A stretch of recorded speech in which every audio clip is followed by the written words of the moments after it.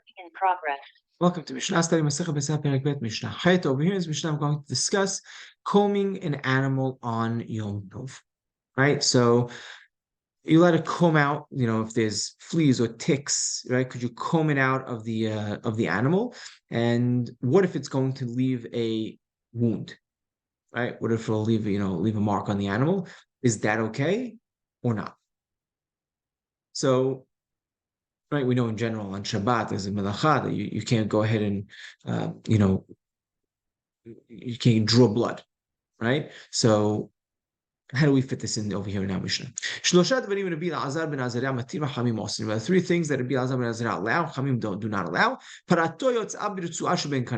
Right, his para, right, his cow would go out with a yitzua, with a rope, with a band in between its horns.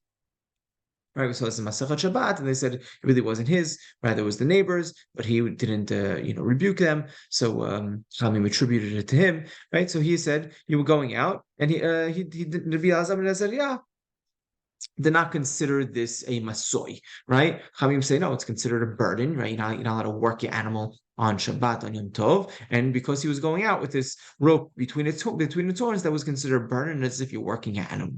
Right, but Rabbi Elazar ben Azariah allowed it. He did not consider to burn it. You're allowed to go ahead and comb an animal on Yom Tov, and this mikardim is removing these small ticks, these small fleas, from the animal's thighs, and when you would do so, it would leave a mark. Right, it would actually these types, maybe a black and blue, or injure the animal a little. Even so, he allowed you to do it. Why did he allow you to do it? Because it's davar she'eno mitkaven. Right? It's not something. It's something that you're not intending to do. Right. So we know that Rabbi Shimon says davar she'eno mitkaven is allowed, and he's held like that. V'shohakin et hapilpilin b'rechaim shelah. You let it grind pepper in a pepper mill, right, on Yom Tov.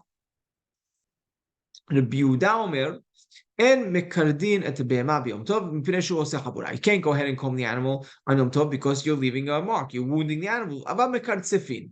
Right, what can you do? Mekartzefim is a type of combing where you're removing the bigger flies, right? And this isn't leaving a mark on the animal, right? So therefore, you're allowed to do it because you're not wounding the animal by doing so. Chamim don't allow either one, right? One because it gives it out of the other. Right, so you can't do the bigger ones, even though it's not leaving a mark, because of the smaller ones where it does leave a mark. So they make a gezerah by the bigger flies too, and you can't go ahead and remove those because Chachamim hold that davar she'eno mitkaven is asur.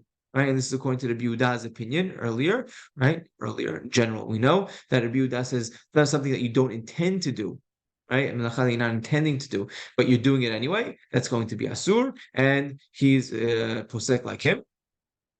Right, to be posek like him, but we know halacha is not like Rabbi Yehuda. Rather, davar she'eno mitkaven, something that you don't intend to do, is mutar, is allowed. So by that point, halacha is like Rabbi Elazar ben Azariah specifically, right? So you're allowed to mekardin to behema Yom Tov. You go ahead and do so, comb the animal on Yom Tov, even if you're causing a wound, because it's not something that you intend to do. And in that point, in that one case, halacha would be like Rabbi Elazar ben Azariah.